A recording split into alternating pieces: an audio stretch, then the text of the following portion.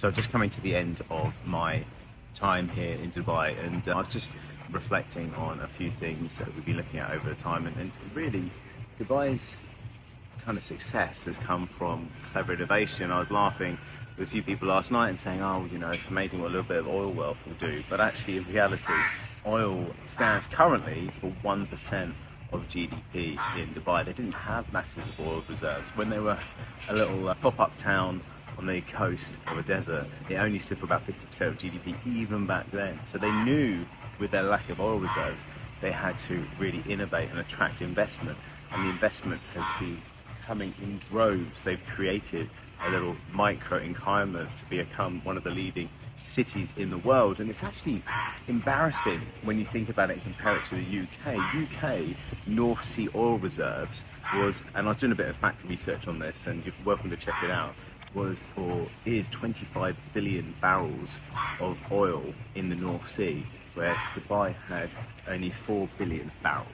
That's a huge volume, more barrels based in the UK. And so when you got to think about that, what have we done with that? What have we squandered? We've actually created, you know, environment where we haven't created some sort of sovereign wealth fund. I mean, even if you think about what Ireland's doing, I've talked about this a few times before, Ireland's created a sovereign wealth fund with the amount of money that they've been able to attract from these big US companies, things like Facebook and Apple, etc., who base their European headquarters in Dublin, and they've been able to actually have such an excess of their GDP and excess of their budget from the taxes that they collect in Ireland, because they lowered their taxes but attracted companies, and therefore the volume of additional wealth that came in was higher than they actually could spend on their people. And so that extra has created a sovereign wealth fund, which therefore they're going to go and invest for the future of the country, similar with what Norway did with their oil reserves. But yet the UK allowed their North Sea oil to be taken by private companies and haven't actually used that tax in any other way than wash it down some sort of toilet. I think it's something about stability, and although like it or loathe it in Dubai, they have had a leader here. Yes, all right, it's a dictatorship, you could say. I'm not sure, you know, there is obviously a monarch type ruling piece here, and I'm sure that's got some challenges, but it's stability of vision, stability of growth, and not changing every 4 to 8 years, a new parliament, a new front bench. I mean, front bench, the prime minister changed multiple times in the space of 3 years in the UK. You know, that instability doesn't allow for any long-term planning or growth, does it? You know, and so therefore we have this issue over in the UK. And so when I look at a booming economy like this compared to a flatlining economy that is raising taxes, whereas this booming economy has got zero tax, 0% corporation tax, 0% income tax, and so it's attracting business to come here. Now, it's not actually tax-free, because there's a lot of money that's being made from businesses, but where is that coming from? Well, businesses that sell within the UAE, and there's a lot of them here selling within the UAE, there is a 9% corporation tax that goes onto that, and there's lots happening here, right? So many buildings and stuff that's getting sold.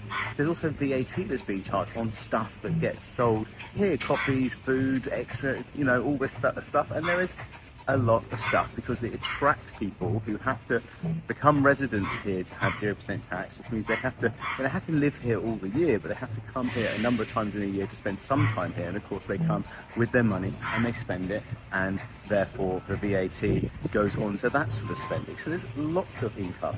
There's also things like hotel tax, and there's a lot of hotel rooms because it attracts a lot of people every year. And you know, it's only like tenner a day. That's a lot of tenors every single day that come into this. And so yes, it has been able to be very nimble, very intelligent with their growth, very consistent with their leadership, and it's really bearing fruit because of it. And so sometimes you've got to kind of look at these models and go, well, actually, is it wrong? You know, is what's happening out here and their approach to taxation, their approach to creating an environment that attracts wealth, that attracts businesses, not puts them off. You know, it's well documented that a record number of millionaires leave the UK every single month. and you can see where they might be going to, right? You go in life when you can do where you're treated best, and this place behind is putting itself up to probably be the #1 place in the globe treated best. And it's not even the richest emirate. Abu Dhabi is the richest emirate, and that's because they've got oil. Dubai, no oil wealth, just good old-fashioned intelligence. Really, really interesting. Anyway, I've enjoyed my time here, and I hope some of these ideas might resonate with you guys. Big love, take care, see you on the flip side.